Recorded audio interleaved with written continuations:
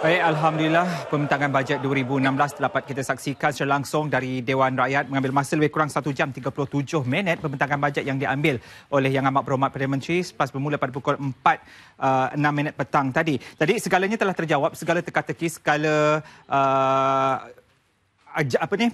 segala apa yang dihajatkan oleh masyarakat telah pun terjawab, sama ada ia telah pun ditunaikan secara langsung dalam pembintangan bajet oleh Yang Amat Berhormat Perdana Menteri pada petang ini.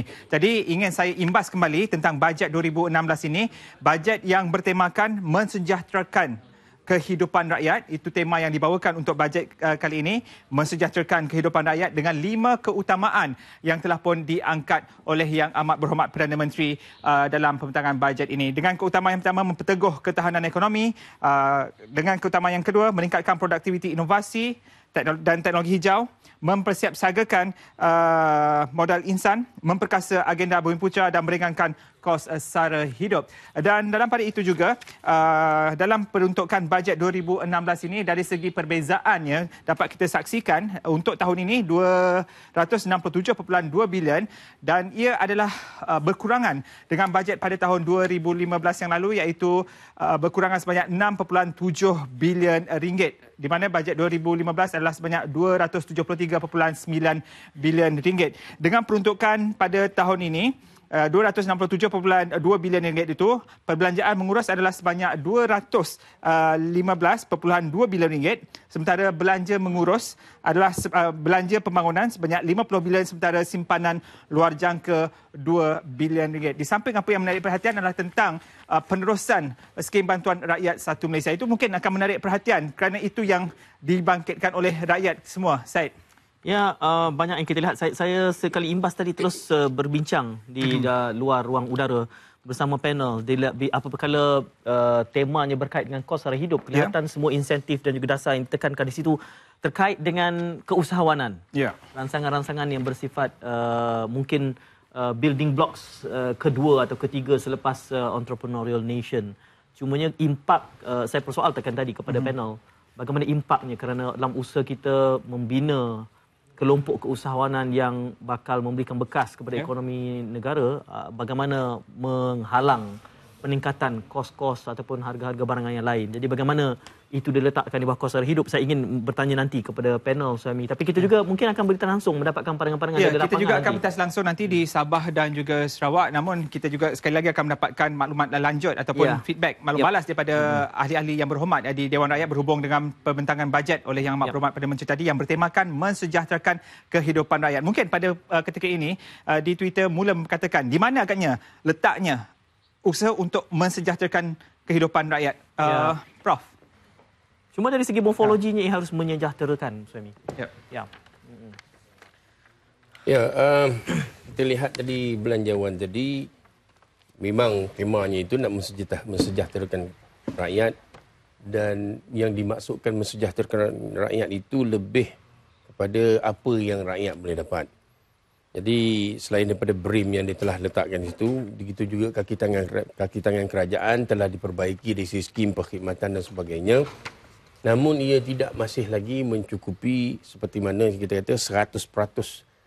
Tapi apapun, kerajaan telah berusaha untuk sekurang-kurangnya meringankan kebebanan rakyat. Namun kita harus ingat, satu sudut kita lihat sebagai satu kesejahteraan, tapi satu sudut yang lain, impak kesejahteraan itu sudah tentu ialah kos kehidupan. Contohnya, sebagai contoh, apabila kita telah menetapkan upah minimum daripada 900 kepada 1,000 ataupun daripada 800-920 di Sabah dan Sarawak, ini akan memberi impak kepada barang-barang pembuatan.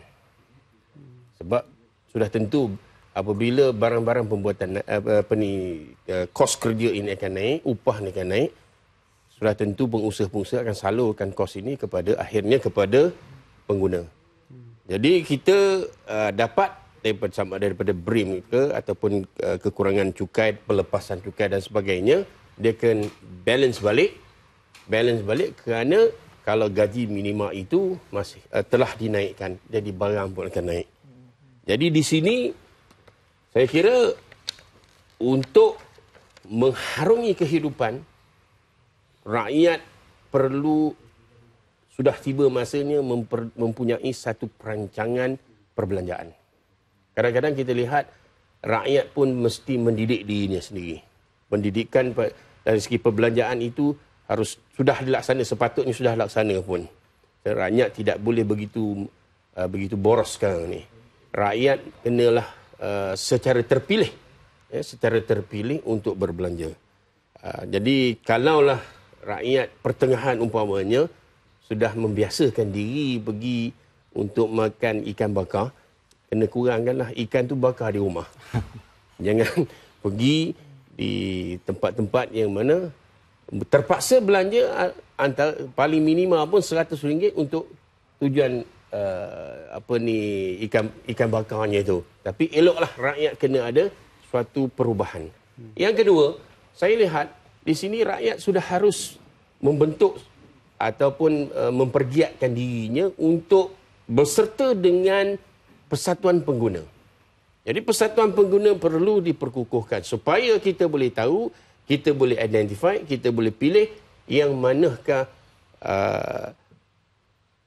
peniaga-peniaga yang tidak menipu ataupun peniaga-peniaga yang tidak sewenang-wenangnya menaikkan barang. Kita lihat kadang-kadang ini kesempatan yang diambil oleh peniaga-peniaga apabila bajet sebenarnya dia akan naikkan barang. Jadi sudah tiba masanya rakyat kita mesti menyertai persatuan, dan persatuan pengguna di Malaysia ni harus menjadi persatuan seperti negara-negara barat.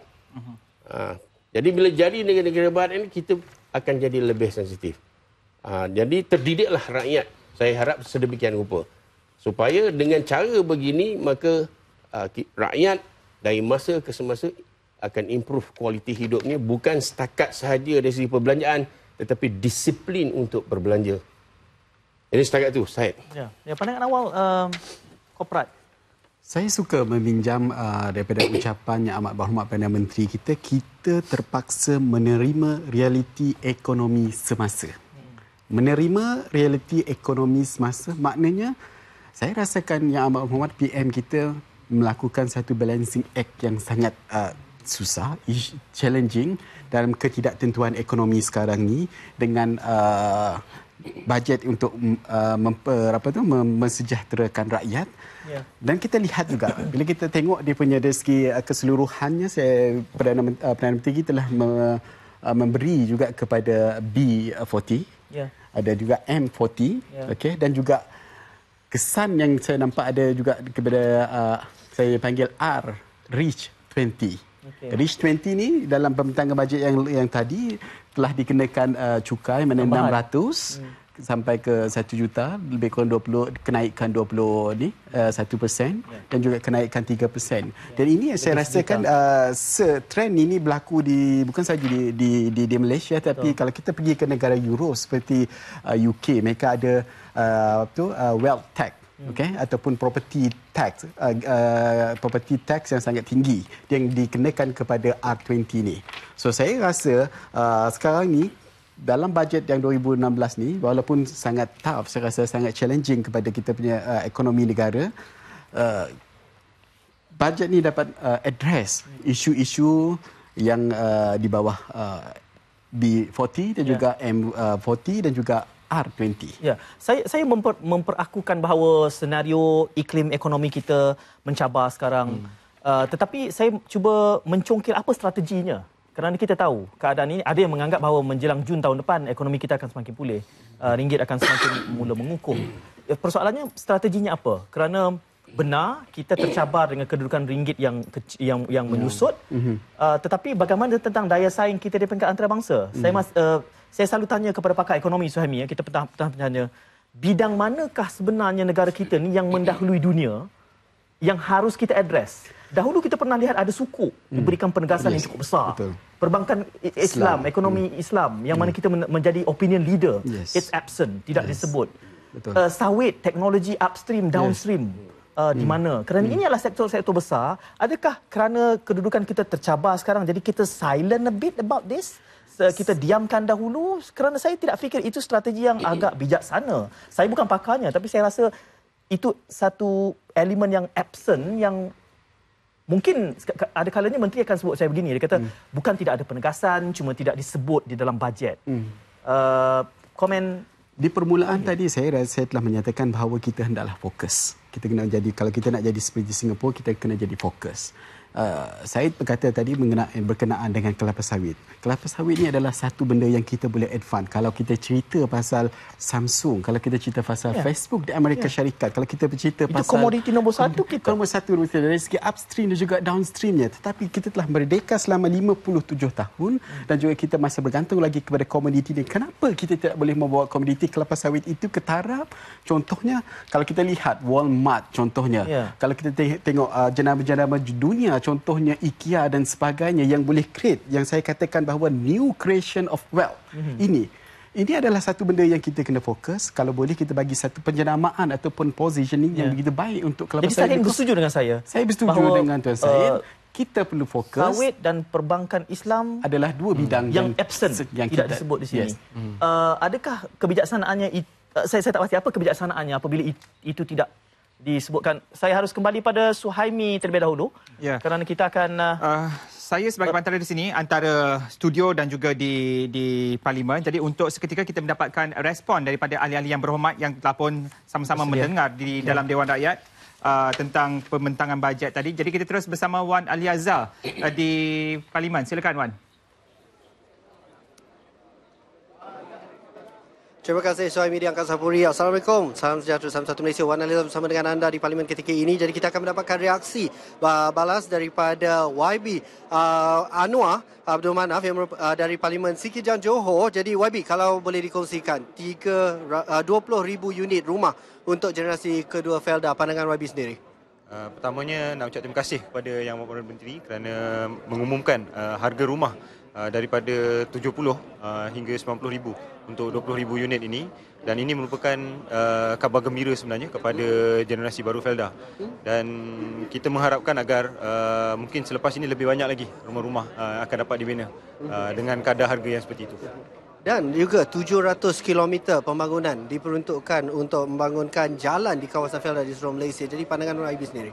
Itu pun antara yang terbaik sebab kita dimaklumkan jalan-jalan di kawasan Felda ni memang perlu pelebaran dan juga penambahbaikan. Jadi sekurang-kurangnya bila ada pengumuman seperti ini, maka keutamaan jalan-jalan terutama jalan masuk ke kawasan-kawasan Felda dan tanah rancangan ini akan dapat dinaik taraf.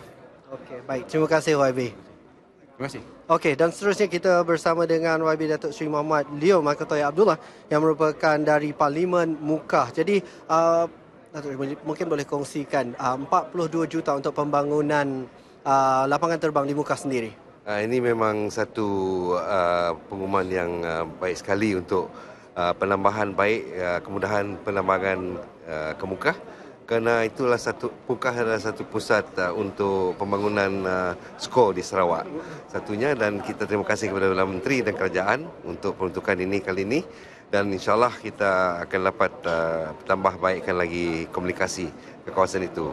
Dan saya juga gembira pasal Perdana Menteri telah menyebutkan kecualian GST dari bajet dan juga kenaikan harga getah juga untuk yang, dan ini adalah satu perkara yang dapat meringankan banyak rintangan yang dihadapi oleh penduduk kita di luar bandar di Sarawak, khususnya yang penanam getah dan juga petani yang kecil tu.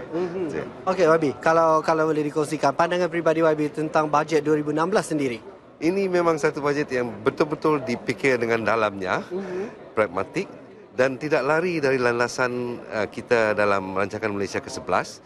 Dan walaupun kita menafikan cabaran-cabaran ekonomi, tetapi kita dapat memberikan perhatian terus kepada capital budget dan juga capital development dan juga people's punya ekonomi. Boleh diseimbangkan, inilah satu cara yang begitu baik sekali, dan saya bersyukur Alhamdulillah kerana inilah satu bajet yang boleh kita katakan fair to all, and it is based on a very strong fundamental economy. Walaupun ketika ini kita berdepan dengan masalah ekonomi, dengan penurunan harga minyak dan sebagainya, namun masih ada sesuatu untuk semua, ya? Iya, betul. Memang ada sesuatu untuk semua, dan ini kita boleh dirasai, dan kita juga tidak lupa dalam untuk pembangunan jangka panjang tu, the people's punya kesejahteraan dan juga investment in people's development human resources dan juga kemudahan-kemudahan awam yang penting. Dan semua ini bukan diwujudkan begitu saja, tapi ia akan terus menambahkan nilai kepada pembangunan ekonomi keseluruhan negara kita dan kepada rakyat-rakyat biasa juga, menerusi ekonomi kecil, dan perjalanan ekonomi kita tidak akan terkandas. Okey, terima kasih Datuk Seri. Okey, itu dia tadi saudara yang berhormat Datuk Seri Muhammad Leo Michael Toyat Abdullah dari Parlimen Mukah Sarawak. Jadi itu dia saudara, boleh dikatakan hampir kesemua sebenarnya ahli parlimen bersetuju dengan bajet 2016 dan saya pasti ada di antara anda juga yang sangat bersetuju terutamanya dengan kenaikan gaji minima RM1,200 untuk mereka yang tinggal di Semenanjung Malaysia, RM920 untuk mereka yang tinggal di Sabah, Sarawak dan juga Labuan. Jadi untuk itu sekian dari saya, Wan Ali Azhar, langsung dari Parlimen. Kita kembali ke rakan penyampai Suhaimi dan Said di Angkasa Puri. Silakan. Baik, terima kasih Wan Ali Azhar langsung dari dari Parlimen. Dan pastinya pada ketika ini di laman-laman Twitter, laman-laman sosial mula membicarakan tentang apa yang dibentangkan oleh Yang Amat Berhormat Perdana Menteri sebentar tadi, dan antara yang menyentuh adalah mengenai keperluan-keperluan ataupun manfaat yang diperolehi oleh kaki tangan awam, dan di antaranya lantik secara tetap pegawai lantikan Contract of Service yang berkhidmat selepas 15 tahun. Ini mula didebatkan oleh warga netizen untuk terus diperbahaskan, dan saya yakin perbincangan ini akan terus berlarutan sepanjang pelaksanaan bajet ini dan juga mereka akan membuat perbandingan dengan bajet 2015 yang lalu. Baik, sebentar nanti kita juga akan mintas langsung di Sabah bersama Dr. Sarma Aralas, pensyarah kanan Sekolah Penjagaan Ekonomi dan Perekonomian UMS, semuanya sebentar nanti. Dan mungkin sementara itu kalau kita saksikan tadi, kita ada menyebut tentang YIM tadi daripada Prof ya, dan tadi juga dinyatakan tentang beberapa peruntukan, tapi dinyatakan tentang inovasi, pelbagai program agensi inovasi Malaysia AIM yang menerima peruntukan sebanyak 100 juta dan beberapa peruntukan lain yang kita lihat dari aspek inovasi itu sendiri. Mungkin doktor atau Prof yang boleh memberikan komen dengan peruntukan khusus untuk inovasi itu sendiri. Ya, saya harap peruntukan yang diberikan itu, terutamanya AIM tadi, saya harap peruntukan itu dalam bentuk seolah-olah kita berikan pancing untuk menangkap ikan. Jangan kita berikan ikan. Ini yang masalah kita selama ini, di mana dalam keusahawanan kebanyakan keadaan yang menyebabkan keusahawanan itu tidak bermaju atau bertenaga dan bermaju terus adalah kerana kita asyik kerja bagi ikan saja. Dapat ikan, dia habis. Kalau boleh kita bagikan dia pancing, dalam keadaan begitu, kita bagi kemahiran kepada dia, ada latihan kemahiran dan ada continuity dan ada continuous improvement. Dengan cara sedemikian, barulah ada survival bagi keusahawanan. Masalah keusahawanan ini kadang-kadang kita lihat dia tidak ada survival. Ada orang suka berniaga tetapi berniaga itu tak passionate. Berniaga itu kerana nak dapatkan grant, kerana nak dapat ni. Ini yang masalah kita, masalah orang kita. Tapi kalau boleh rakyat, kalau boleh kerajaan identify, kenal pasti, passionate manusia itu tentang sesuatu projek keusahawanan itu, saya rasa di situlah titik tolaknya untuk dia terus maju. Kalau passionate tak ada, hanya sebagai sampingan, saya kira kita belum boleh lagi dapat maju lagi ke depan. Jadi saya kira kalau begitu bukan pancing yang kita bagi, masih lagi integriti rakyat pula di mana dia bertukar menjadi orang yang menerima ikan saja. Sepatutnya dia sudah faham hasrat kerajaan bahawa kerajaan nak bagi dia pancing. Yang dia kena honest, dia kena ada integriti yang tinggi bahawa dia kena membina dan mengembangkan diri dia, memajukan diri dia, agar kalau dia ada niat yang baik, agar dengan keadaan yang demikian, dia juga dapat membantu dan menyumbang kepada negara. Inovasi disentuh tadi, Dr. Azlan. Kita bercakap lebih awal tentang ini. Sesuatu yang semestinya perlu berlaku untuk membangunkan ekonomi dalam konteks makroekonomi. Dan untuk membentuk ataupun menggalakkan inovasi ini, ia perlulah bermula daripada peringkat bawahan lagi, mana peringkat sekolah, di universiti dan sebagainya. Di universiti sebagai contoh, kita menggalakkan pelajar-pelajar untuk involve ataupun terlibat dalam industri-industri yang mengusahakan perniagaan dan sebagainya, dan dia sepatutnya perlu diperluaskan di semua universiti. Untuk membolehkan minat untuk berniaga dan mencipta tersemat semasa mereka berada dalam arus dalam alam pembelajaran. Semoga semasa selepas mereka telah graduate, mereka mempunyai idea akan apakah projek yang mereka boleh lakukan untuk meningkatkan penegasan yang diberikan dalam ini soal pengkomersialan itu. Bukan sekadar inovasi tetapi juga pengkomersialan, kerana itu juga yang dipolemikkan dalam kalangan akademia kerana kita punya banyak patent, banyak copyright, tetapi kita peratusan yang mampu dikomersialkan itu sedikit. Kita ada inovasi tetapi inovasi yang komersial itu sedikit. Suhaimi, kita akan berlintas langsung ke Sabah. Kita akan berlintas langsung ke Sabah. Jadi kita terus ke sana bersama Dr. Sarma Aralas, Pensyarah Kanan Sekolah Perniagaan Ekonomi dan Perakaunan UMS. Hello, Assalamualaikum Doktor.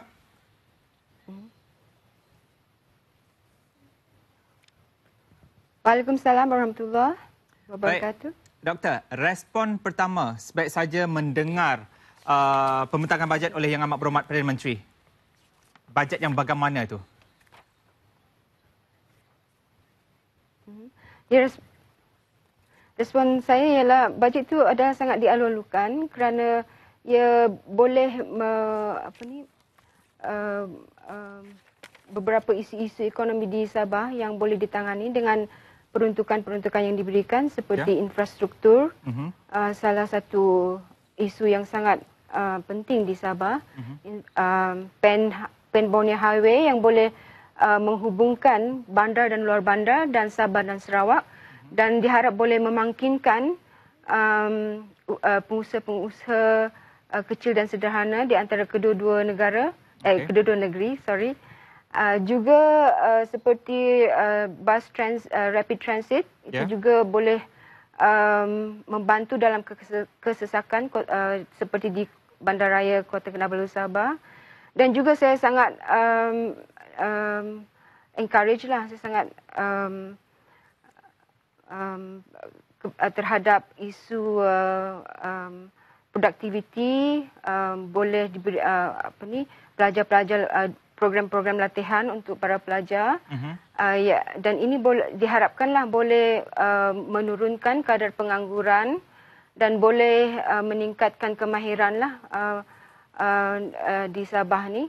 Also program-program Bumi Putra, keusahawanan yang telah dimention oleh Perdana Menteri juga saya sangat suka mendengarlah. Okey, baik. Dalam perbincangan awal kami juga, malah dalam sebelum dan ini... Dan juga salah satu isu lagi. Ya.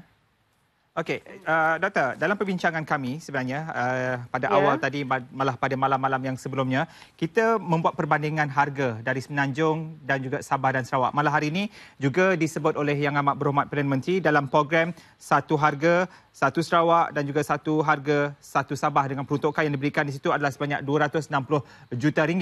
Jadi sambutan ataupun respon juga daripada doktor berhubung dengan program Satu Harga ini, dan bagaimana agaknya mekanisme ini mungkin boleh dijayakan?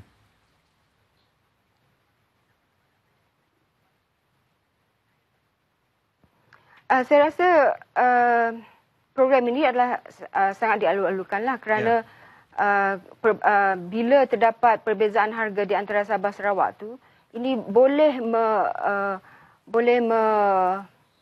influence, boleh mempengaruhi permintaan di Sabah Sarawak. Tapi dengan adanya program sebegini, maka jika disamakan, ada kesaksamaan harga ni, ini akan saya rasa lebih adil lah dalam untuk pengguna-pengguna di Sabah Sarawak. Saya kira mekanisme tu, jika ini adalah satu program yang dimestikan, maka mekanisme akan diaturlah. Mungkin akan jika terdapat kos-kos pengangkutan dari Sabah Sarawak, antara Sabah, Sarawak dan Semenanjung, maka mungkin ini boleh ditangani dengan cara pemberian insentif lah untuk tidak untuk harga ini disamakan walaupun terdapat perbezaan mungkin disebabkan oleh kos pengangkutan tersebut. Ya, Doktor, kalau saya melihat kepada saya rasa ini tidak menjadi nisbah masalah jugalah kepada yang diberikan kepada Sabah dan Sarawak ini, mungkin dari segi infrastrukturnya jelas besar, 16 bilion untuk LPB Sarawak dan 12 bilion lebih untuk LPB Sabah. Tetapi saya tertarik dengan ini, satu program satu harga satu Sarawak dan satu harga satu Sabah. Ini satu usaha untuk menjawab diskrepansi ataupun jurang harga yang berbeza untuk seluruh negara, bagi seluruh negara. Jumlah yang diperuntukkan 260 juta. Saya andaikan mungkin akan disesuaikan dengan saiz negeri. Tapi jumlahnya besar, 260 juta untuk program satu harga satu Sarawak. Bagaimana sebaiknya ini dilaksanakan sementara dananya sudah diperuntukkan? How to do it?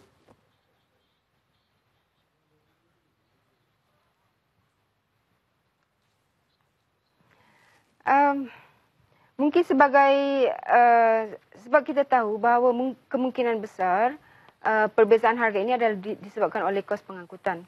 Maka jika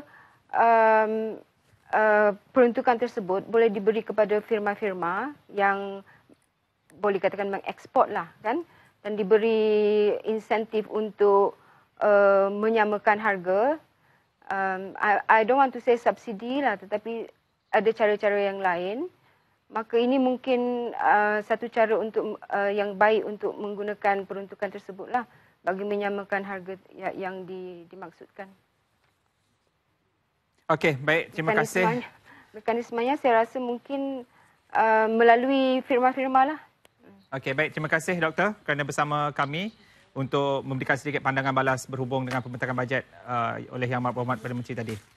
Itu dia Syed, lintas langsung kita bersama Dr. Sarma Aralas, Pensyarakanan Sekolah Penjagaan Ekonomi dan Perekonomian Universiti Malaysia Sabah. Jadi selepas ini kita akan ke Sarawak pula. Sementara itu kita juga melihat kita tidak dapat lari daripada isu politik juga. Kalau kita perhatikan dalam konteks Sarawak, saya nak tujukan kepada Salim Abang bahawa dinyatakan tentang satu program khas Bumiputera Sabah dan Sarawak, dan kita mengetahui dalam tempoh jangka masa berdekatan ini pilihan raya Sarawak akan berlangsung. Jadi kita lihat sini program khas Bumiputera Sabah dan Sarawak terutamanya untuk projek Native Customary Rights termasuk pengadaan tanah di Sabah dan juga di Sarawak. Jadi komen untuk perkara ini kita tak dapat lari dalam konteks untuk pilihan raya Sarawak. Okey, NCR ni ataupun Native Customary Land, NCR Land ni adalah satu perkara yang berbangkit. Saya rasa isu ini sering dimainkan oleh pembangkang setiap kali menjelang pilihan raya. Okay. Saya rasa Ketua Menteri kita Yang Amat Berhormat Tan Sri Adnan Haji Satim telah handle well perkara ini berkenaan dengan NCR Land ni. Okay. So beberapa keputusan telah dibuat di peringkat negeri yang telah diwar-warkan di dalam pamphlet dan sebagainya di dalam akhbar, di mana apa yang dia punya keputusan yang dibuat oleh Yang Amat Berhormat Ketua Menteri ialah untuk tanah yang boleh disukat telah disukat supayanya milikan itu boleh ditentukan. Okey, mana yang belum boleh disukat kita akan sukat kemudian. Okay, itu adalah untuk memberi confidence ataupun memberi keyakinan kepada orang yang memiliki tanah ataupun tempat yang ada penghidupan di situ supaya dia boleh memiliki, ada grant dan sebagainya untuk tanah tersebut. Okay? So ini adalah salah satu daripada kalau kita lihat perkara ini ongoing berlaku. Okay? Sebab NCR Land ini adalah satu perkara yang sensitif dan sering dimainkan oleh pembangkang. So dengan peruntukan yang dibagi dalam bajet ni, mungkin penyukatan tanah itu boleh dilaksanakan dengan bajet yang tersedia dekat sini.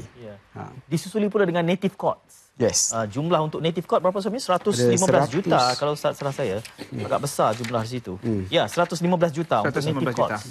Jadi apa juga dispute, apa juga isu-isu yang terkait sini harus ini satu perangsangan dan pemerkasaan yang jelas untuk membantu merungkaikan masalah-masalah bersifat geopolitik di Sabah dan Sarawak dan beberapa inisiatif yang diperkenalkan itu jelas untuk membantu memberikan pembangunan dan juga rasa lega. Sentiasa saja Sabah Sarawak ini diberikan perhatian yang istimewa. Tetapi selalu juga timbul setiap kali kita berwacana, Suhaimi, orang Sabah Sarawak seringkali membuat perbandingan.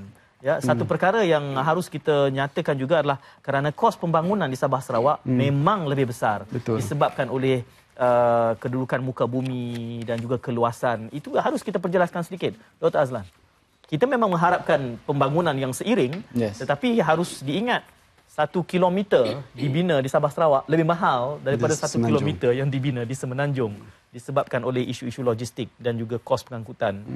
Itu tidak difahami oleh ramai. Dan saya tak pasti apakah kita wajar untuk melakukan perbandingan secara per kapita juga. Orang Sarawak rasa macam mana? Ini accountant ni.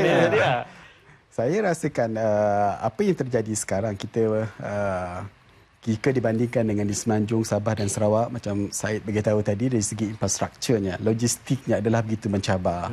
Dari segi kos pengangkutan dan sebagainya adalah lebih tinggi. That's why saya nampak dekat sini dalam bajet ni ada satu harga, satu Sabah, satu harga, satu Sarawak untuk di mana kalau kita boleh sebenarnya yang 240 juta ni adalah program di bawah KPDN KK. Dan sekarang ni, sebelum ni pun kerajaan telah membagi peruntukan ini untuk menyeragamkan harga juga di Sabah dan di Sarawak. Saya rasa program ini telah berjalan lebih kurang dalam 3-4 tahun ataupun 5 tahun yang lepas untuk menyeragamkan harga di antara Semenanjung dan Sabah disebabkan oleh masalah pengangkutan. Okay. So saya rasakan kalau dari segi bisnes ataupun corporate perspektif untuk membuat perniagaan di Sabah dan Sarawak, contoh yang paling utama sekali kalau kita lihat dari segi usahawan, saya nampak usahawan. Kita ambil contoh, kalau peniaga-peniaga ataupun usahawan di Sarawak meminjam daripada SME Bank katakan, okey. So, di Semenanjung ini kita boleh pergi hari-hari pergi kepada SME Bank untuk memberitahu dia orang kenapa loan ataupun pinjaman kita ni lambat. Untuk peniaga-peniaga Sabah dan Sarawak, keputusan misalnya contohnya loan ataupun pinjaman itu berjumlah maybe 1 juta ataupun 2 juta yang memerlukan kelulusan daripada pusat.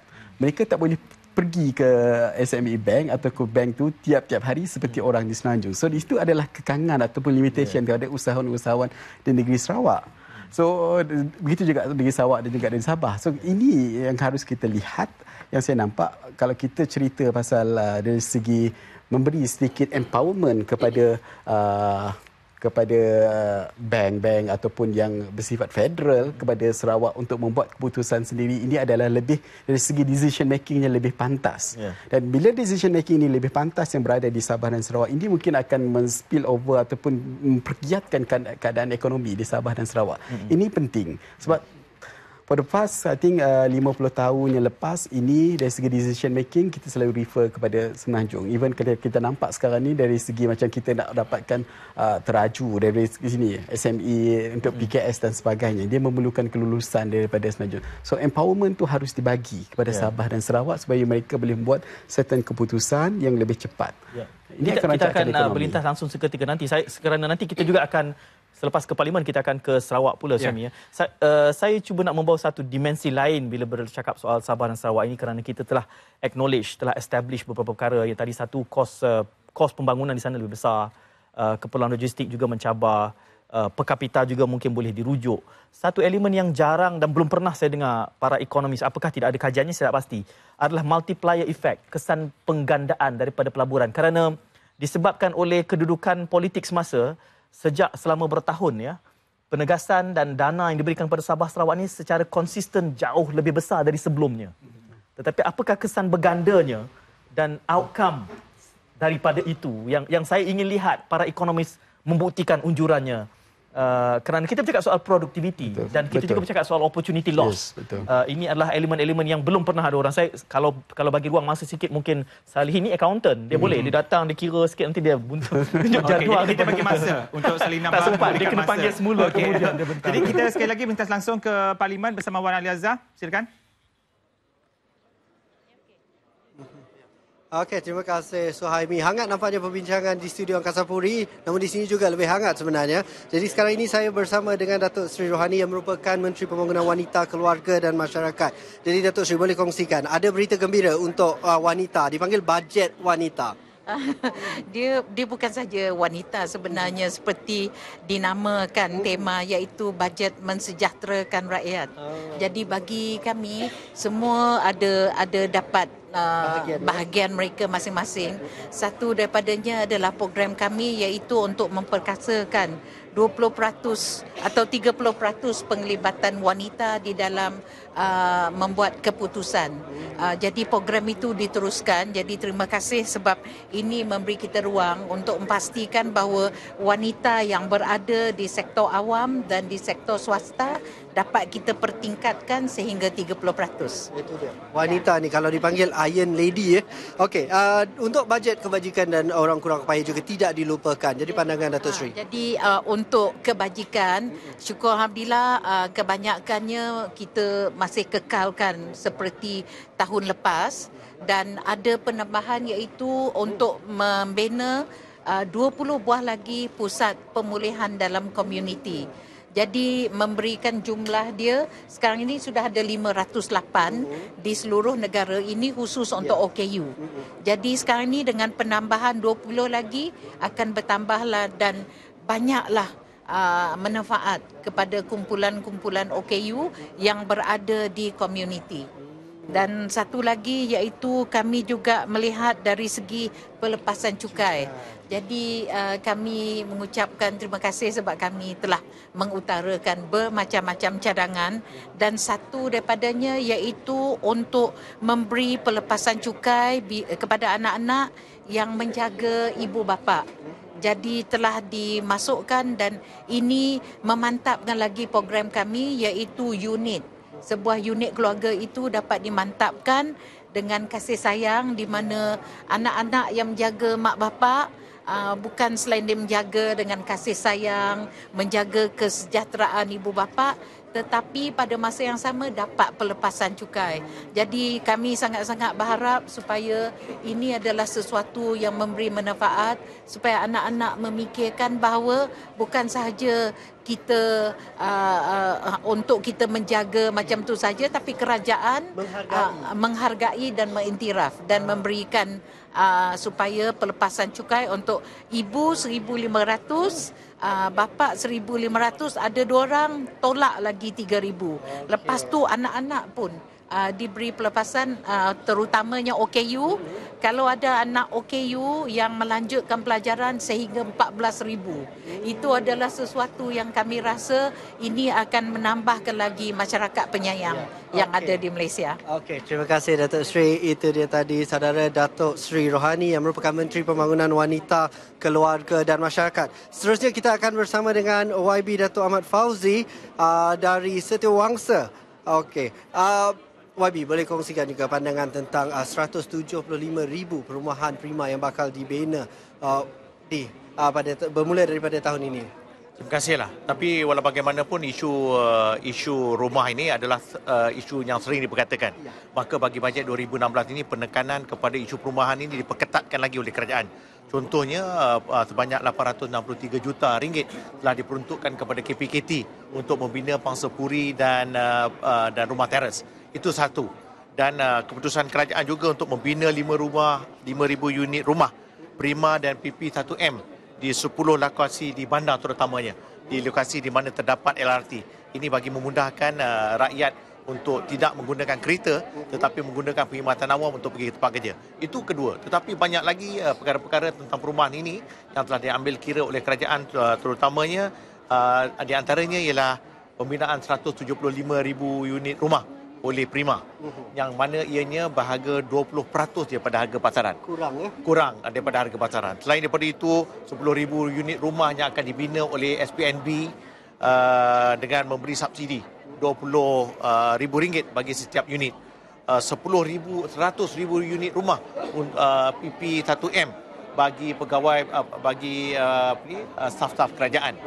Dan juga 22,300 unit program perumahan rakyat oleh KPKT. Ini bermakna pelbagai insentif kali ini diberikan kepada rakyat bagi maksud membina rumah.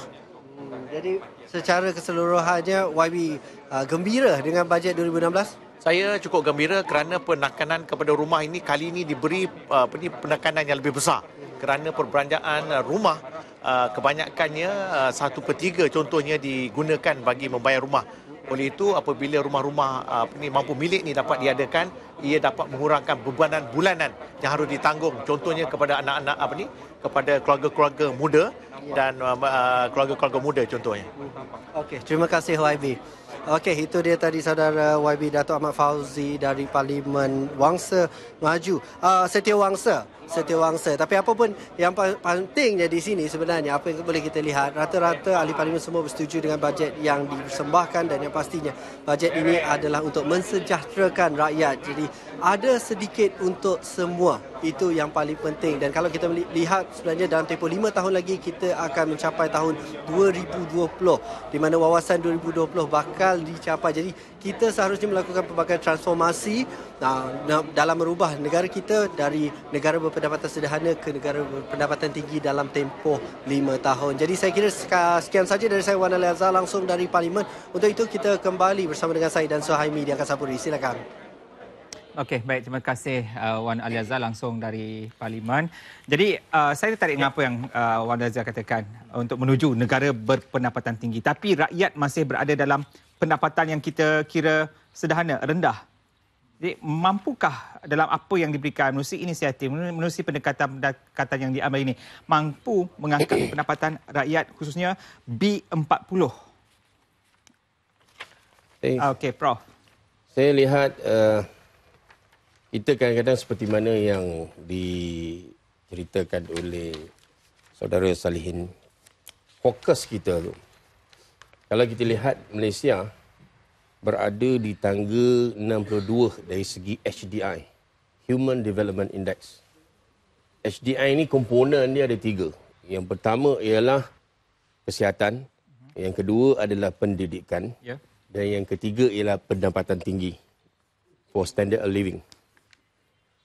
Dari segi kesihatan, indeks HDI, komponen kesihatan telah melepasi sama dengan negara-negara maju iaitu 0.8. Mana-mana indeks ini yang melepasi 0.8 dikira maju. Tapi Malaysia HDI berada di 0.77. Yang menyebabkan Malaysia masih lagi di bawah 0.8 selama sudah berbelas tahun ini. Walaupun ada peningkatan, tetapi yang menyebabkan satu ialah pendidikan. Masih lagi 0.75 atau 0.73. Dia selama 5 tahun dia berbalik-balik turun naik. Begitu juga berpendapatan tinggi ataupun standard of living. Dia pun turun naik. Itu antara 0.71, 0.75. Jadi dia turun naik sebab kita tak fokus. Oleh sebabkan dua perkara ini, maka negara kita mempunyai 0.77 pada tahun 2013 yang report yang terbaru yang dikeluarkan oleh World Bank, United Nations ialah pada tahap 2013 kita 0.77. Jadi kita kena fokus yang mana belum lagi melepasi negara maju iaitu 0.8. Sebab kita banyak program. Alhamdulillah, kerajaan memang prihatin dari segi program, dari segi bajet dan sebagainya. Cuma follow through saja. Follow through. Contohnya follow through. Bila kita kata berpendapatan tinggi. Kita ambil contoh berpendapatan tinggi. Saya ambil untuk ni lah. Untuk warga universiti. Universiti tidak boleh dianggap seperti dengan kaki tangan lain. Sebab kita panggil, kita nak bina modal insan. Kita bagi, saya setuju, saya sukalah. Memang betul lah, bagus ketindakan kerajaan bagi scholarship, My Brain 16 dan sebagainya. My Brain 16 untuk orang menggalakkan rakyat supaya ada very high level knowledge worker, iaitu paling yang tertinggi. Tapi follow through tu tak ada, scholarship tu ada. Orang nak lepas PhD tu susah pula tu. Tetapi bila dia naik ke atas, follow through tak ada, gajinya sama saja. Sebab itu berkali-kali saya sarankan supaya bila dia PhD itu, dia satu pakar. Jadi kalau pakar surgeon di medical ataupun di kesihatan boleh dinaikkan, boleh ada allowance khas. Mengapa PhD di universiti tidak boleh ada? Sebab itu kita cadangkan walaupun macam mana, we have to start. Sebab inilah pembina-pembina modal insan yang akan datang. Ya. Yang kita lose talented brain. Kalau kita lihat medical school, medical pelajar-pelajar di medical pergi kalau hantar ke UK, mereka bila tamat, saya boleh guarantee mereka tak akan balik Malaysia. Sebab itu program yang terbaru sekarang ini, iaitu mereka hanya diberi 2 tahun tak graduate, patah balik Malaysia, graduate. Sebab apa? Mereka tahu bahawa tak akan balik. Dan mereka ini adalah expert. Dan dah ramai pelajar-pelajar yang mana keadaan begitu, talented brain itu, dia tak balik. Saya tengok bila bercakap bab ini, Dr. Azlan kuat mengangguknya. Tak, saya tahu nak menambah tu, tapi kita nak ke Sarawak dahulu. Suhaimi, kita akan ke Sarawak dahulu. Jangan risau, penerbit mengingatkan kita berkali-kali. Bersama dengan Profesor Dr. Syazali Abu Mansur, Dekan Fakulti Ekonomi dan Perniagaan UNIMAS. Hello, Assalamualaikum, Prof.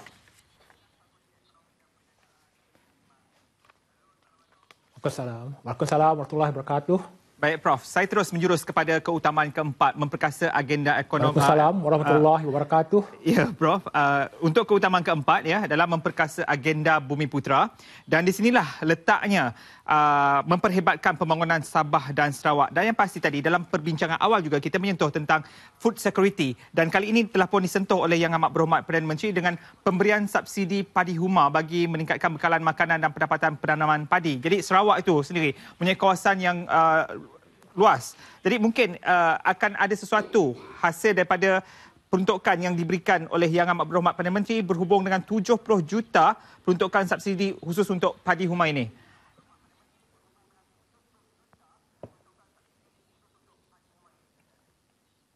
Baiklah, peruntukan subsidi untuk padi huma itu bukannya hanya untuk tahun ini. Saya rasa dalam bajet tahun dahulu pun kerajaan telah memperuntukkan padi huma, di mana tahun sebelumnya tidak ada subsidi untuk padi huma. Hanya untuk padi sawah saja. Jadi kita tahu bahawa kebanyakan sawah-sawah padi-padi yang tanam di Sarawak ini adalah padi-padi bukit. Jadi memang sudah layaknya lah petani-petani di Sarawak ini memperoleh subsidi seperti juga penanam-penanam padi lain di tempat-tempat lain. Kerana padi-padi huma ni kadang mendapat harga yang lebih tinggi daripada harga-harga yang bukan padi huma, dan kebanyakan orang-orang ini memang orang pengalaman, orang yang pendalaman dan juga orang-orang yang memerlukan bantuan. Jadi beri insentif bagi penduduk luar bandar untuk mengeluarkan padi-padi ini. Jadi kalau kita rasa ini ada satu untuk mendekatkan disparity. Saya kata masalah disparity Sabah, Sarawak dan Semenanjung memang satu pualan yang telah rancak akhir ini. Jadi selama ni kalau hanya padi sawah dia bagi, padi huma tak bagi, itu ada disparity juga. Jadi dengan cara langkah memberi subsidi padi huma, lihat sebalik keindahan yang tersirat di situ adalah untuk supaya jurang ketidaksamaan dari segi subsidi pun hendaklah didekatkan. Dalam menyentuh kesejahteraan rakyat ni, kita lihat sejahtera ini, kita tak boleh ukur juga dengan dollar and sen. Sesuatu dilihat sejahtera ni mungkin kosnya tinggi, tetapi rakyat sejahtera. Kita tak nak orang-orang yang berada di Semenanjung lebih sejahtera daripada rakyat Sarawak. Walaupun at what even cost, kerana ketika barang di Bario tu kita hantar barang, satu susu nak kos pengangkutan RM20, gas beratus-ratus ringgit. Di manakah letak kesejahteraan rakyatnya, padahal kita adalah rakyat Malaysia. Di sinilah kita hendak letak satu falsafah bahawa kesejahteraan rakyat adalah tidak kira di mana berada dan tidak apa kosnya, hendaklah sama rata dan sama seimbang. Baca dengar tadi ada ahli panel mengatakan bahawa di Sarawak itu kosnya tinggi. Memang betul. Tapi nak tak nak, Sarawak adalah sebahagian dari Malaysia. Semua itu hendaklah kita tackle bersama supaya semua manfaat negara ini dapat dikecapi bersama. Itu komen saya lah berkenaan dengan tema dan juga padi huma tadi. Apakah di sebalik subsidi padi huma itu dengan kesejahteraan rakyat di Sabah dan Sarawak? Ini bergantung juga, termasuk juga mi kolok tadi. Walaupun saya nampak sikit mi kolok, tetapi saya dapat tahu bahawa kerajaan sensitif apa kemahuan negara Sarawak ini juga. Jadi kalau kerajaan boleh buat padi mi kolok, jadi banyak lagi bahan-bahan lain di Sarawak ini yang diperlukan rakyat Sarawak patut dikecualikan daripada GST lah. Jadi di Sarawak kita tahu income dia taklah setinggi income orang-orang Semenanjung. Jadi sedikit saja exemption daripada GST itu akan meningkatkan kesejahteraan rakyat negeri Sarawak ini. Dr. Syazali, boleh saya Dr. Syazali kalau boleh kerana doktor telah menyentuh satu perkara yang sangat dekat dengan hati saya. Saya sebut tadi sebelum kita berlintas langsung tentang bagaimana harus kita melihat pembangunan Sabah dan Sarawak. Dan kita harus faham bahawa penegasan dan minat baru terhadap Sabah Sarawak ini begini rupa sejak beberapa tahun lalu, khususnya selepas PRU13, adalah kerana latar politik kita yang sudah berubah. Kepentingan Sabah dan Sarawak di dalam geopolitik negara memberikan penegasan baru seperti yang kita saksikan sekarang ini. Justru apa juga yang dinikmati oleh Sabah dan Sarawak hari ini bukan hanya baru tahun ini, tetapi ia telah berlarutan untuk agak lama sebenarnya. Yang saya tanyakan tadi adalah Prof Khalid juga menyebut soal HDI, ya. Dan Prof Doktor juga menyebut soal kesejahteraan bukan hanya wang ringgit. Cuma contoh yang Doktor berikan tadi pula merujuk kepada kos tong gas. Jadi itu masih lagi wang ringgit. Ayuh kita lihat kesejahteraan Sabah dan Sarawak itu dalam bentuk yang lain, human capital misalnya. Kerana selepas sekian lama penegasan besar diberikan kepada Sabah Sarawak, yang masih belum pernah saya dengar dalam kalangan ekonomis, baik di Sabah Sarawak maupun di Semenanjung, adalah melihat semenjak penegasan baru itu diberikan, apakah multiplier efeknya kepada keberadaan Sabah dan Sarawak dari segi produktiviti. Apakah ada ukurannya untuk kita mengatakan ya, penegasan ini bukan semata-mata suatu political effort, tetapi benar-benar telah mengenjak Sabah dan Sarawak ke tahap yang lebih tinggi. Apa hujah balas Prof dalam hal ini?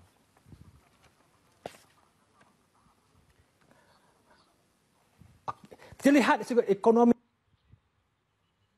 kita belanjakan di Sabah atau di Sarawak, RM1 kita belanjakan di Sarawak. RM1 kita belanjakan di kampung untuk satu jalan yang belum ada jalan lagi, multiplier efeknya ataupun faktor pegandanya adalah berlipat kali ganda daripada faktor Semenanjung. Kerana Semenanjung dah ada. Jadi dah ada tu apa-apa belanjaan tambahan, dia benefitnya tidaklah akan lebih daripada benefit yang akan diterima oleh duit pembangunan yang ada di Semenanjung ini. Di sini terlihat di sudut cost benefit marginal. What are the marginal benefit if RM1 is been invested dan atau dilaburkan di Sarawak ini, adakah sama di Sabah? Jadi saya rasa kalau RM1 untuk jalan raya di Sarawak ini, di kampung sana memang benefit itu akan dah lebih multiplier kerana banyak benda-benda jalan yang akan dapat. Kerana sebenarnya dah ada, itu hanya penambahan jalan. Jalan dah ada, hanya penambahan jalan. Di Sarawak, daripada tak ada jalan ke ada jalan. Di situlah kita lihat multiplier efeknya, saya boleh argue, akan lebih berganda lagi jika dibandingkan di tempat yang dah ada. Di sinilah kita patut lihat di konteks bajet juga. Di mana walaupun Sarawak ni kita lihat bajet sebuah negeri yang besar, kalau kita dapat bajet yang agak sama atau kurang adalah rasa tidak seimbang lah. Seimbang in the sense kita patut lihat salah satu bajet itu mengambil kira apakah kedudukan ekonomi Sarawak ini, apakah keluasan negeri Sarawak ini, berapakah penduduk negeri Sarawak ini. Ada situ faktor-faktor penentu dalam satu bajet dah. Berapa banyak pula berdasarkan faktor-faktor holistik yang ada ini, kita letakkan satu dasar apakah bajet yang harus diperuntukkan ke atas negeri Sarawak. Barulah saya dapat lihat kesejahteraan yang dapat dikongsi bersama di antara Sabah, Sarawak dan Semenanjung. Ya, Doktor, saya sangat menghargai pandangan itu. Saya cadangkan kalau Doktor ada di sini, saya ada soalan tambahan. Malangnya kita tidak ada masa. Kerana jika kita lihat dari segi per kapita, Sarawak sebenarnya adalah antara negara yang sudah pun berada dalam status pendapatan tinggi. Isunya adalah isu meratakan kekayaan itu dalam konteks Gini coefficient. Kalau ada masa, saya ingin Doktor jelaskan itu. Kerana kita bercakap soal berkongsi kekayaan, bukan semata-mata untuk menambah kekayaan dalam konteks negeri. Kerana Gini coefficient di Sarawak tidak membanggakan. Itu kalau ada masa mungkin, saya tahu tak adil untuk saya menyebut ini secara tergantung sebegitu, tapi terima kasih kita ucapkan. Itu yang kita ingin lihat, Suhaimi, dalam konteks perbandingan ini. Fakta bertemu fakta dan kita menjelaskannya supaya ia benar-benar dapat dipahami. Dan kita ada beberapa minit saja berbaki lagi untuk kita melihat kepada 16 minit lagi sebelum kita usai membincang tentang bajet ini. Saya beralih pada Dr. Azlan tadi mengangguk kuat apa yang Prof sebutkan itu. Saya tahu keresahan ini, tetapi ia juga harus dilihat dalam konteks capacity building ini. Isu yang sama. Kita bercakap soal penegasan harus diberi kepada Sabah Sarawak, ya, pengiktirafan harus diberi kepada akademia, pemegang PhD. Kita juga di sisi yang lain mengangkat minimum wage ini, gaji minima ini ke tahap itu. Ia kemudiannya memberikan tekanan dan kita belum keluar daripada kepompong middle income trap itu sebenarnya. Ya, betul, kita boleh menjadi negara berpendapatan tinggi, tak perlu tunggu 2020. Ada kajian mengatakan 2017 pun sudah begitu. Dengan tangga gaji $15,000 sebulan, itu boleh kita capai. soalan yang sama saya kepada Dr. Syazali tadi. Ia boleh dicapai secara per kapita, tetapi Gini coefficient akan menunjukkan sebaliknya. Kerana di lapangan orang akan tanya, siapa gaji yang $15,000 sebulan ini? Mungkin Salihin seorang saja agaknya di sini yang gaji $60,000. Ya, saya tak pastilah. Suhaimi berapa Suhaimi kita tempat semalam? Bagaimana Dr. Azlan melihat ini?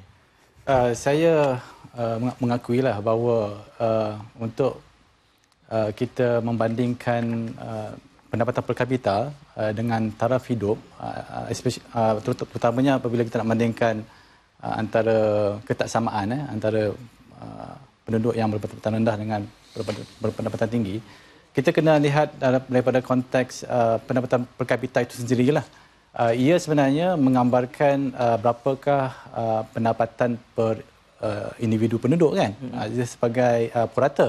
Dan kita dapati ada bahagian penduduk yang memang terlampau tinggi gajinya dan berbanding dengan penduduk yang memang kurang. Sebab itu kita dapati on average secara purata dia tinggi. So untuk mencapai negara maju, kemungkinan besar dia lebih kepada individu ataupun masyarakat yang berpendapatan tinggi itu yang menyokong kepada pembangunan ekonomi untuk mendapatkan per kapita yang seperti mana yang dikehendaki.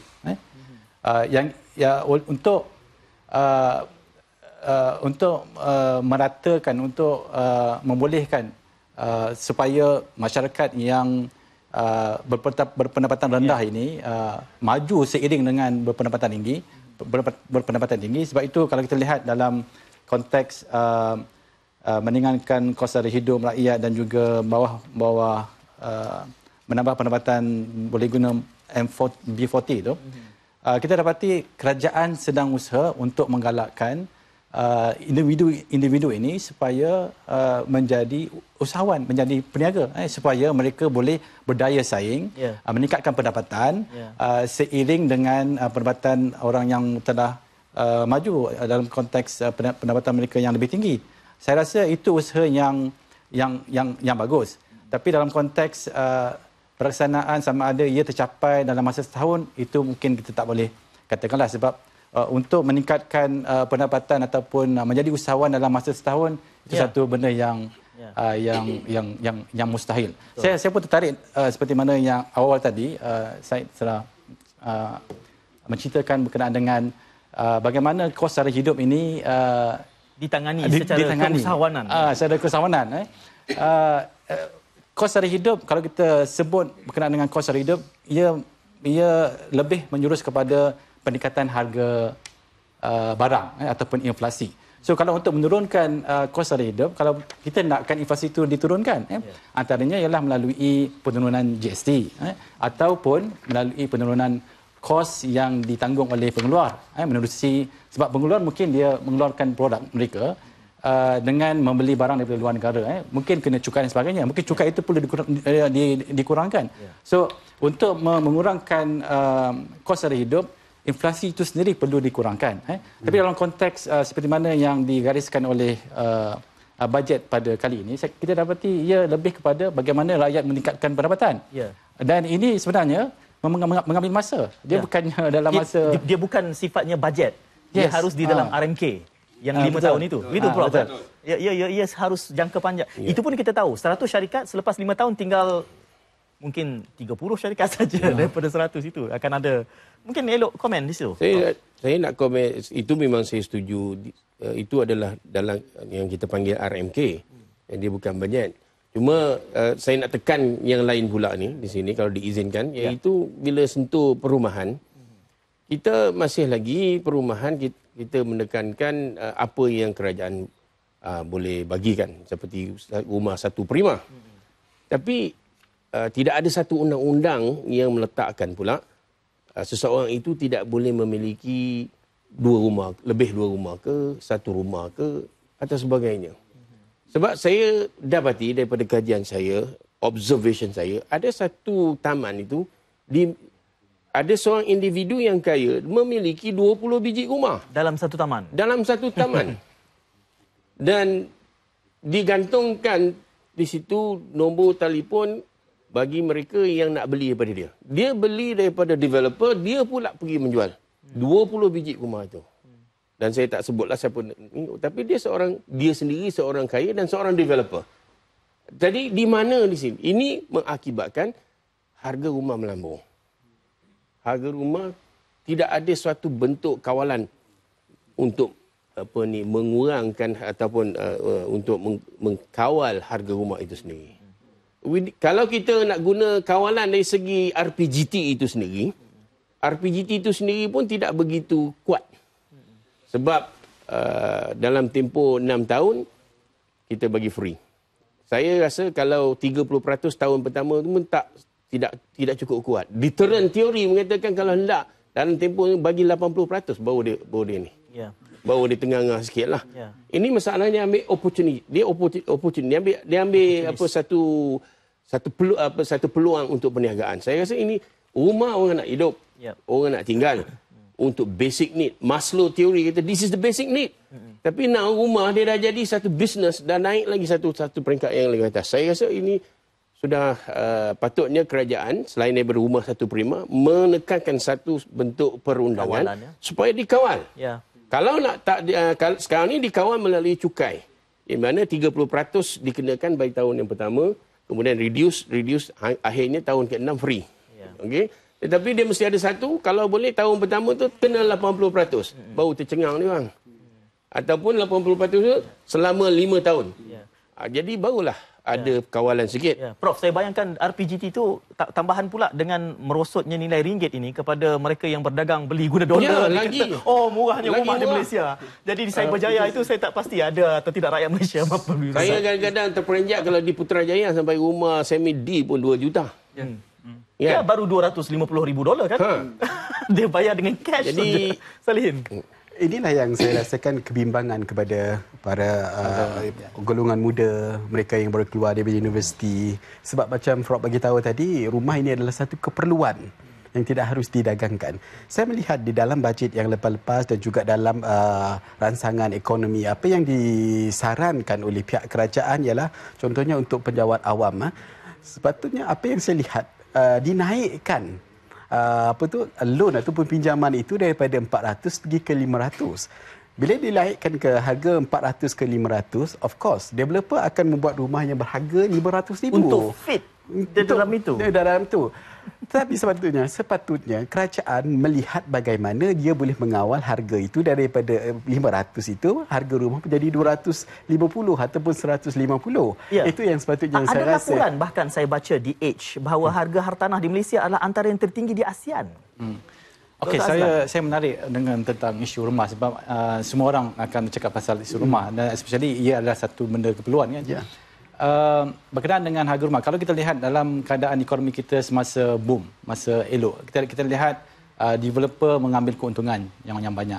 Dia boleh bina dan ada permintaan. Bila ada permintaan lagi, dia akan bina lagi. Dan ada permintaan mungkin besar daripada orang luar negara yang mungkin skim rumah kita belum cakap soal TPPA. Yes. Kemudian perlu satu jam lagi Syazil. ada satu perkara yang saya rasa saya perlu sebutkan di sini ialah bila kita lihat trend macam tu, kita rasa macam seolah harga rumah ni sukar untuk diturunkan. Melainkan bagi saya rasa ada something ataupun krisis yang berlaku yang menyebabkan permintaan berkurangan. Okay. Bila permintaan berkurangan, harga rumah akan berkurangan. Tapi kalau kita lihat daripada katakan keadaan kita sekarang ini berada dalam keadaan yang krisis sedikit. Maknanya kurang orang membeli rumah. Kita sepatutnya membiarkan ekonomi bertindak supaya rumah permintaan itu berkurangan dan harga rumah diturunkan dan developer terpaksa menanggung apa yang mereka telah kita tak maulah jadi seperti subprima Amerika Syarikat bahawa hartanah turun. Betul. Dan oleh sebab itu yang saya rasa kita kerajaan ataupun melalui monetary policy juga mungkin kita jangan buat apa-apa. Jangan bagi macam katakan insentif tambahan sebab kita nak memerlukan ekonomi bertindak menerusi demand and supply supaya demand itu dikurangkan. Yes. Itu yang saya rasakan. Himpitan itu saya rasakan himpitan bila kerajaan announce untuk pinjaman yang boleh untuk penjawat awam katakan 500. SME, orang yang seperti saya yang berniaga SME dan juga saya punya pekerja yang gajinya mungkin 3,000, 4,000, 5,000. Mana mungkin dia orang mampu untuk mendapatkan pinjaman yang dijamin oleh mana-mana pihak. Seperti yang didapati oleh pejabat awam. Dan ini menjadi himpitan kepada pekerja itu sendiri, kepada majikan itu sendiri. Dan saya rasakan ini harus ditangani. Harus diadres dalam perkara yang kita sebut tadi M40. Ya, kita ada B40, M40 dan R20. Jadi semua itu perlu strata penyesuaiannya. Kerana itu saya dari awal Suhaimi, kita selalu melihat bahawa bajet ini adalah instrumen tahunan. Ia harus berlatar belakangkan kepada RMK yang lebih luas, yang lebih komprehensif seperti itu ya. Elok sekiranya ia dibentangkan kerana Jun kita akan lihat setiap 2 tahun setengah kita akan melihat pembentangan suku pertama untuk RMK. Dan di situ menariknya kerana kita boleh membuat perbandingan secara lebih jelas kerana ia lebih jangka panjang. Saya membayangkan kalaulah bajet ini harus memberikan penegasan-penegasan yang sifatnya strategik, Prof. Bukan populis, bukan kerana rata-rata komen wakil rakyat mengatakan untuk semua. Ada sesuatu untuk semua. Kalau kita bercakap soal merencana ekonomi, ia bukan tentang memberi kepada semua. Ia tentang melakukan apa yang sepatutnya. Prof. Oleh kerana nama pun bajet pun kesejahteraan rakyat. Jadi sebab tu fokusnya ialah mana-mana yang boleh mensejahtera. Tapi sepatutnya seperti mana yang Suhaimi ulas dulu, bajet ni sepatutnya ialah bukan saja tentang kesejahteraan rakyat tetapi juga nak menguruskan ekonomi negara. Jadi sepatutnya ada strategi-strategi yang tentu yang mana boleh boost ekonomi negara. Tapi pada kali ini kerana topiknya itulah kesejahteraan negara, jadi banyaklah konten yang dalam itu adalah kesejahteraan. Sebab itu saya tegaskan di sini, kesejahteraan pun kita hendak, tetapi mesti ada satu, kita panggil satu strategi ataupun satu perkara yang boleh boost. Tapi tak nampak boost tu lagi. Mungkin kerana tekanan semasa agaknya, iklim ekonomi semasa. Mungkin itu, tetapi kalau kita ada satu idea yang baru, saya ingat kerajaan di peringkat kerajaan sendiri dengan pemandu sana pemandu sini kan, ada banyak pemandu secara tentu mesti ada. Mungkin dia tak sebut dalam bajet atau kita tunggu sebab di peringkat Mesti Kewangan pun dia banyak benda-benda pemandu ni. Jadi kita nak tengok pemandu, dia memandu ke arah mana. Sekarang dia memandu hanya setakat kesejahteraan negara, jadi itulah dia yang kita dapat pada hari ini. Tapi kalau dia pandu sesuatu yang boleh melipat gandakan untuk di masa akan datang, maka kita akan boleh lihat kemajuan negara dalam tempoh 2020, boleh kita menjadi negara maju seperti yang diidam-idamkan. Baik, saya sepintas lalu kita saksikan apa yang terdapat di laman Twitter #bajet2016. Datuk Seri Abdul Rahman Dahlan juga memberikan tweet di sini, Sarawak and Sabahan ada clear winners in today's budget, katanya sini. Jadi satu lagi daripada Beautiful Nara. Saya tertarik dengan apa yang nyatakan oleh Beautiful Nara. Tahun lepas dalam bajet 2016, kalau kita masih ingat lagi, saya mengangkat dengan pencawang-pencawang elektrik itu semua, janji nak bagi internet laju dengan harga murah, makin mahal lagi adalah. Jadi isu ini perlu diberikan perhatian, malah dalam bajet kali ini juga untuk menambah baik infrastruktur telekomunikasi, projek jalur lebar luar bandar, National Fiber Backbone Infrastructure, jalur lebar berkelajuan tinggi dan sistem kabel dasar laut di bawah Suruhanjaya Komunikasi dan Multimedia Malaysia sebanyak 1.2 bilion ringgit telah pun direncanakan. Tapi itulah, berbanding dengan tahun lepas, satu peruntukan juga telah diberikan, namun hasilnya belum dilihat secara mantap, secara keseluruhan. Sama juga, Syed. Bukan hanya tentang ini, tapi juga tentang kos sara hidup. Ia sentiasa menjadi satu penegasan, tetapi kos masih tetap naik. Alangkah baiknya kalau dalam pembentangan itu juga disebut mengapa dahulu gagal, apa isunya dan bagaimana 2016 ini akan berbeza. Saya akan tanya itu kepada panel. How is it going to be different this time around? Itu akan saya tanyakan. Jadi malam ini mungkin saya akan ajukan soalan itu kepada timbalan Suhaimi ada tak apa? Suhaimi tanya tak apa. Jadi set perbincangan kita pastinya dalam tempoh seminggu dua ini akan berkisar tentang bajet 2016. Malah kita masih lagi mengalurkan pandangan anda untuk kami angkat dalam analisis khas pada malam ini pukul 9.05 malam. Dan cuma sekadar dalam minit-minit terakhir ni, mungkin tidak berkait dengan bajet, ia harus disebut sebagai menyejahterakan. Kerana itu kaedah morfologinya yang sebenar. Tamanya macam sesuai jadi menyesuaikan. Jadi sejahtera dia harus menjadi menyejahterakan kehidupan. Jadi bukan mensejahterakan, mungkin itu. Kita harus mengikut itu ya. Dan terima kasih kita ucapkan sekali kepada ketiga-tiga panel, Profesor Dr. Kamil MD Idris, Saudara Salihin Abang dan Profesor Madya Dr. Muhammad Azlan Muhammad Shah Zaidi. Terima kasih hadir. Mudah-mudahan hadir lagi satu peluang perbincangan yang sangat berharga. Seronok bersama-sama orang cerdik ni. Itulah. Belajar kita. Yang kita tak cerdik ni menjadi cerdik. Sebab 10 tahun buat. 10 tahun buat, jadi kita melihat secara dekat. Malam ini pukul berapa? 9.05 malam pasti. 9.05 malam. Jangan lupa untuk terus kesetiaan bersama kami. Kita jumpa lagi.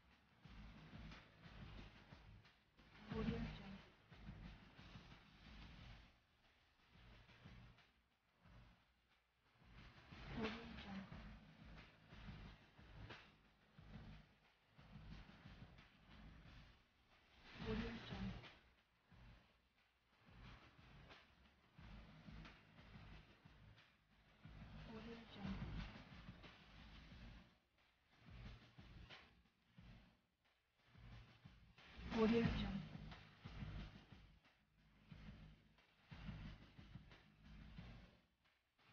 Audio Jungle.